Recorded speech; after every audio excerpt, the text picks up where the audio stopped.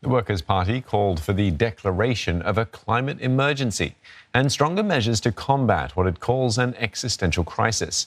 Opposition MP Dennis Tan proposed tracking and publishing changes in land use areas once every 2 years and protecting secondary forests in Singapore, treating some of them as nature reserves. If we fail to take bolder steps to safeguard our forested areas, and if we fail to improve our land use planning in non-forested areas today, we will leave our future generations with a landscape deprived of enough areas to even consider conserving. And perhaps more worryingly, we will leave them with the mindset that tomorrow's problems are for tomorrow's generations to solve.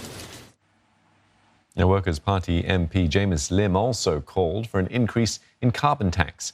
He says it should be at least $58 to align with international standards.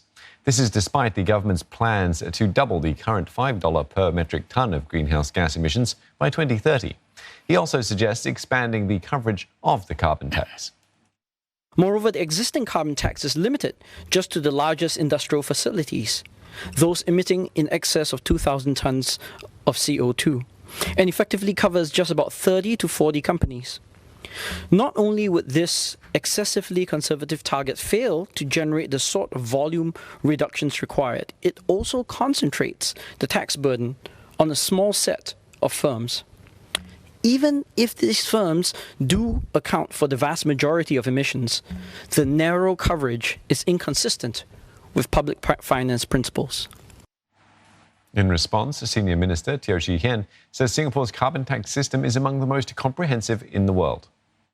We have chosen to apply the carbon tax at key nodes of carbon emissions in Singapore so that this tax will flow through evenly to the rest of the economy.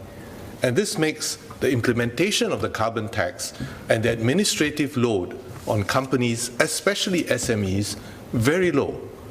So by selecting these key nodes and applying the carbon tax there, for example, the power companies and the key emitters in industry, we have been able to cover 80% of emissions in Singapore.